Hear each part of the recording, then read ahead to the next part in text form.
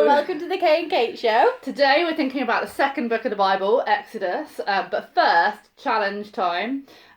We're using knitting needles, but you need anything that's long and thin. So a chopstick or a pencil would work. And then you need something like this. I don't know what they're called, but they need to have a hole in them. Nuts. And they need to stack up on top of each other.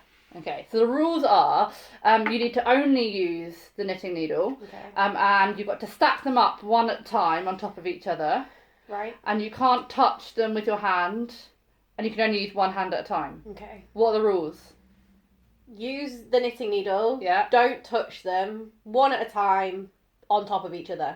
One hand at a time. One hand at a time. Yeah, only use one hand. Okay. Okay, you ready? 1 minute, starting now.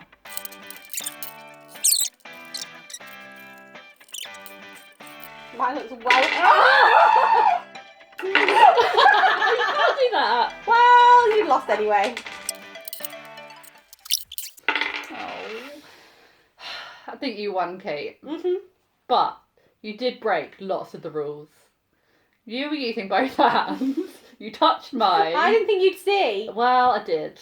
So I don't think it's very fair. I don't think you should get to win. I definitely would. No, you didn't.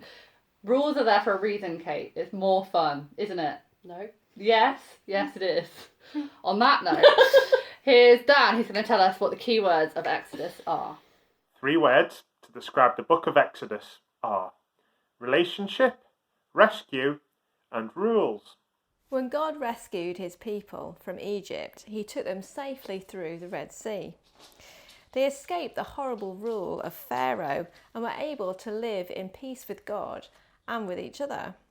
God provided for them in the desert and he gave them rules to live by.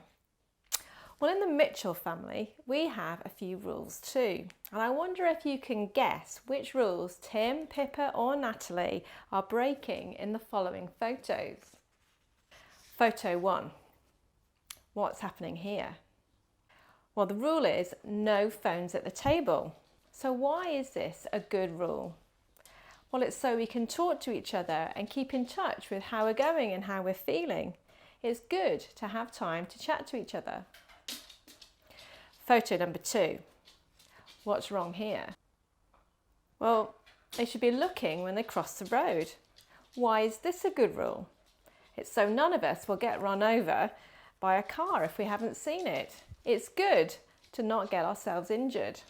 What about photo number 3? What's this rule? Well, it's eat your greens. And why is that a good rule? So we will keep our bodies healthy and are able to serve God in the best way possible. It's good to have healthy bodies.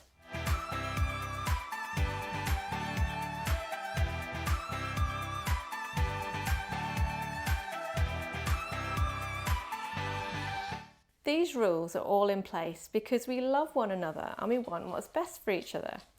Even when we don't feel like obeying them, we know that deep down they are for our own good and they are set in place because we care. God rescued his people and he gave them rules because he loved them. They showed the best way to live to be part of his precious family.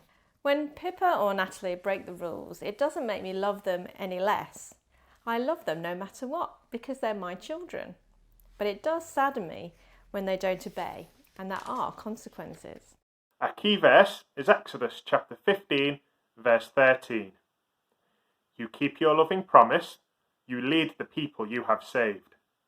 With your strength, you will guide them to your holy land. God ultimately sent Jesus to die in our place, to take the consequences of our disobedience to him. But joyfully, because Jesus died and rose again, we can have a loving relationship with our Heavenly Father through him. And keeping his rules is truly the best way to live. So what's the second book in the Bible? Genesis, Exodus.